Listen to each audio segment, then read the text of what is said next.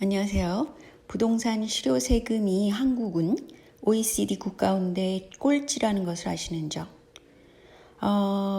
무엇보다도 세금 공제하고 세금 감면 혜택을 줄이는 아주 파격적으로 줄여야 한다고 생각합니다. 근데 한국의 부동산 문제를 제가 좀 보니까요. 역사적으로 그 세계화 세력이 이 집권하고 그 활발해진다는 것은 뭐냐면 자산 운영을 굉장히 자유롭게 내버려 둔다는 거예요. 그것 때문에 문제가 발생한 거나 다름없죠. 근데 참여정부 때 물론 그 부동산 그 가격이 너무 상승했고 뭐 그랬기 때문에 종부세, 종합부동산세를 도입을 했다고 그래요. 그런데 2008년에 가구별 합산 과세가 위헌 판정을 받게 되는데 그 2008년이라는 거는 이명박이 집권을 한 다음에 이게 이루어졌는지 아닌지는 제가 모르겠습니다. 그렇지만 중요한 것은 가구별 합산 과세라는 건 종부세랑 다름없죠. 그런데 그것을 개인별 과세로 바뀌었다는 거예요. 근데 위헌이라는 거는 헌법도 뭐 바꿀 수 있는 거 아니에요. 근데 여기서 중요한 것은 왜 그 당시에 이것을 위헌 판정을 내가지고 개인별 과세로 바꿨을까? 그것은 뭐 전체적인 흐름으로 보자면 그 선진국에서도 개인별 과세 쪽으로 갑니다. 많이 갔죠. 그렇지만 한국처럼 편법이나 뭐 위장, 그 증여 뭐 이런 방식은 없습니다. 때문에 이런 편법을 바꾸는 게 가장 중요하다고 생각하고 이것은 현재 국회에 있는 국회의원들이 굉장히 다주택자가 많기 때문에 그 부동산 법을 쉽게 바꾸려고 하지 않을 거예요. 때문에 이것은 시행령을 통해서 강력하게 일단 규제를 하고 나중에 그것을 뭐 법을 바꾼다든지 이런 것을 해야 된다고 생각합니다. 전문가의 말에 따라도 종부세가 그 개인별 과세 쪽으로 간 것은 약점이 많다고 그럽니다.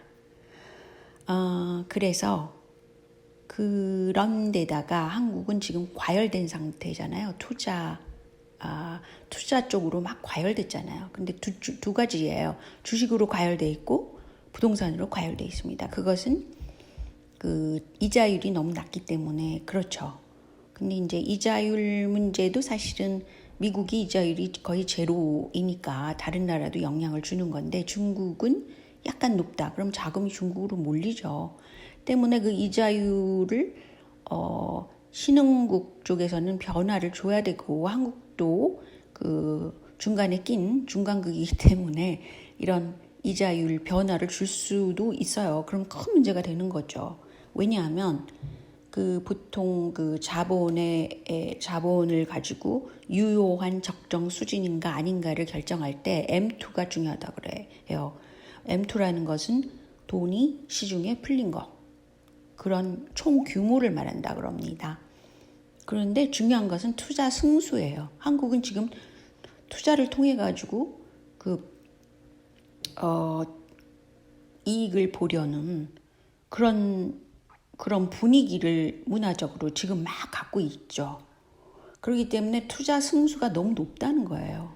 그래서 이것을 막기 위해서는 뭐 여러 가지 대책을 세우지만 제가 볼 때는 해외 투자 펀드를 얘기를 하기도 하는데 이것이 잘 안 먹혀 들어가는 이유는 기존의 그 펀드를 해가지고 해외에 빼돌리고 뭐 아무튼 문제가 많잖아요. 한국은 그것이 뭐 좌파 정부든 우파 정부든 똑같은 거 아니에요. 이명박도 한 것을 보더라도 때문에 한국에 있는 최대의 투신사가 있잖아요. 그 3사 정도를 정해서 일반 펀드 투자자 50% 이 최대 투신사 50% 해가지고 매칭 펀드를 조성해서 안정적으로 해외에 자금을 투자하되 그 뭐 자원 투자 이렇게 하나로 몰릴 것이 아니라 부동산도 투자해도 되고 중소기업 같은 경우도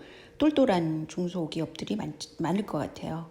한국은 스마트한 그런 사람들이 해외에 막 진출하고 싶어 하는데 뭐 어떻게 하나 뭐 이런 것들 있죠. 그럴 때 투자 플랜을 받아서 위험 투자도 약 20% 정도 제 생각에 허용을 해야 된다고 봅니다. 그래서 다각적으로 이렇게 이걸 줍줍 투자라고 그러더라고요. 근데 어쨌든 지금 굉장히 투자해서 손해가 안 날 확률이 사실은 높다고 그러네요. 특히 그 이머징국에 대한 투자를 말하는 겁니다. 그 대신에 1년에 4번 정도는 투자된 자금의 회계를 공개하고 그거를 검증받아야 된다고 봅니다. 이건 보통 주식시장의 주식회사들이 다 이런 검증을 받고 있어요. 근데 한국은 그냥 정부가 주도해가지고 이명박 때 그랬잖아요. 해외에 자원 투자를 한다. 그래서 자기가 아는 자기가 가족으로 갖고 있는 그 사람을 통해 가지고 해외 투자 그렇게 해서 망하게 한 거. 이거 사람들이 기억에 있잖아요. 게다가 지금 문재인 정부 하에서도 해외 펀드 뭐 만들어 가지고 바이오 같이 위험한 것을 막 부풀려 가지고 해서 일반 투자자들이 얼마만큼 손해를 봤습니까? 그 개미 투자자들이 굉장히 원성이 높죠. 그래서 해외 투자를 하기를 꺼려합니다. 그렇지만 한국은 유동자금이 너무 많고 투자 승수가 너무 높기 때문에 이런 걸로 적정하게 합리적으로 해외 투자 쪽으로 가야 된다고 생각해요. 일정 부분에는 일부는. 그렇지만 이제 부동산 문제는 가장 큰 문제가 가족 간의 대출 담보 허용이에요. 이거 선진국에서 있을 수 없어요. 왜냐하면 조그만 애들이 무슨 소득이 있어요. 소득 기준입니다. 선진국은. 그렇기 때문에 소득이 없는 사람은 재산을 소유하기가 불가능해요. 소득을 증명해라 이런 거 있잖아요. 그리고 한국은 지금 증여 문제 때문에 위장증여 형태로 그 노인들이 갖고 있는 부동산을 뭐 어떻게 대출 담보를 해가지고 애들한테까지도 부동산 소유를 하게 한다? 이건 굉장히 불합리한 일입니다. 이걸 막아야 된다고 생각해요. 그러니까 가족 간 대출 담보 허용이나 그렇게 그 소득이 없는 애들이 부동산을 소유하는 거 이거 불가능한 일이기 때문에 이건 막아야 된다고 생각합니다. 그렇지만 부부 합산이나 부부 공동 소유는 한국이 남녀 문제가 있기 때문에 이거는 허가를 그대로 해야 된다고 생각해요. 근데 이제 방법론에서 가령 예를 들어서 8월 1일부터 가족 간의 대출 담보 허용 불가능하게 하고 또 애들이 소유한 거 불가능하게 한다. 단 이것을 소유권 이전을 자녀에게 그동안 했던 것을 복귀시키되 3개월 안에 한다, 5개월 안에 한다, 또 그것이 뭐 다주택자다, 아니면 고가주택자다, 뭐 이런 식으로 그 부분을 조금 합리적으로 해서 그 충격을 좀 완화시켜야 되겠죠.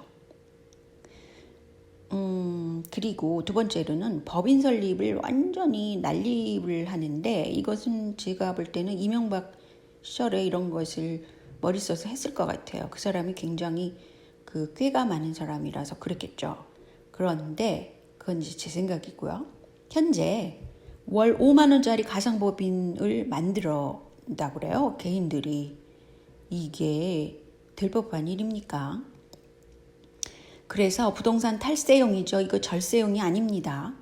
법인 설립을 무효화시키고 이것도 시간차를 둬서 뭐 언제까지 이거 과거에 설립했던 것도 제로로 무효화하는 거죠. 왜냐하면 법인 설립을 하게 되면 법인을 통해 가지고 자동차도 구입하고 뭐 별짓을 다 한다고요. 한국은.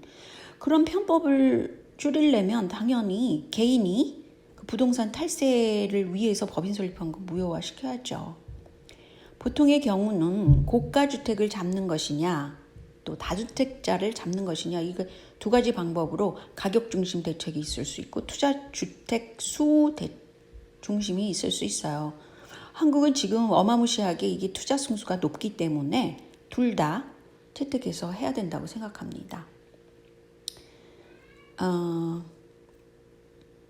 한국이 이 투자 승수가 높은 것은 상당히 대출 문제 때문에 나중에 큰 문제가 생길 수 있어요. 그래서 이것은 꼭 해야 되는 일이라고 생각합니다.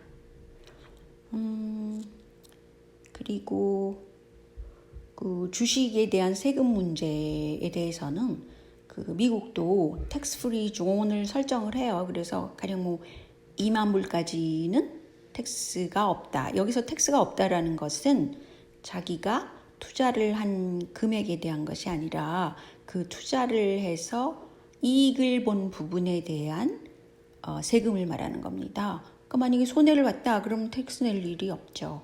그렇지만 이익을 너무 많이 보는 사람은 텍스를 내야지, 세금을 내야 되겠죠. 그래서 조금 더 그 확실한 정책을 내되 충격을 보완하면서 그것을 할 수 있도록 하고, 이게 전체적인 구도를 보자면 한국은 노인 인구가 많아지고 젊은 인구가 줄어드는 상태란 말이죠. 그렇기 때문에 사실은 그 부동산 문제가 줄어들어야 되는 상황이에요. 큰 틀에서 보자면. 그런데 한국은 유난히 그 가용자금이 높은 그런 상층을 끼고 있기 때문에, 또 중산층도 이 기회에 뭔가를 잡으려고 하기 때문에 젊은 층도, 그 모든 계층에서 다 지금 투자 승수를 높이는 그런 구조를 하고 있어요. 그래서 이것을 잡기 위해서는 해외 투자도 안전하게 어떤 대책을 세워서 하고, 또 국내에서도 제가 말한 세 가지 점을 들어서 그렇게 그 현재의 약점을 확실히 보완해야 된다고 생각합니다.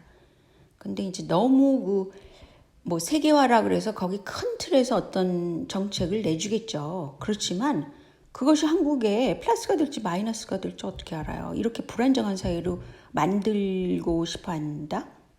세계화 세력은 그럴 수도 있죠. 그렇지만 한국 내에서 그 보안 세력이라는 것이 정부 정책이라는 것도 있고, 그 많은 사람이, 똑똑한 사람들이 많잖아요. 그러니까 이게 저만 이렇게 아이디어를 내는 것이 아니라 이 사람 저 사람 아이디어를 낸 것 중에서 그 적정 이거다라는 게 있을 거예요. 그리고 제가 지금 말한 것은 제가 그 약점을 꼬집어서 말한 건데, 그것만 해결하더라도 한국 문제가 많이 해결될 것 같아요. 한 80% 정도는 해결될 것 같아요. 그러면 20%의 문제점을 가지고 얘기를 하는 것이 맞지. 어떻게 그 전세나 뭐 이렇게 세 들어 사는 사람들의 문제가 일어났다 그래서 뭐 주택을 지면 해결된다?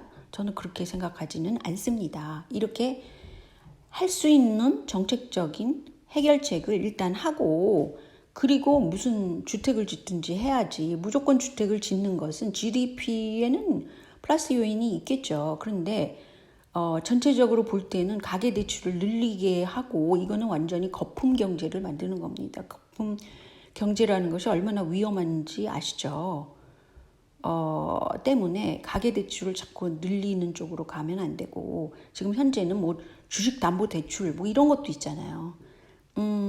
거기에 글쎄요, 저는 그런 대출 규모를 많이 늘리는 것은 그만큼 거품이기 때문에 그것보다는 오히려 이렇게 제가 말한 세 개의 주요 정책만 실시해도 한국 문제는 80%는 잡을 수 있다고 생각해요.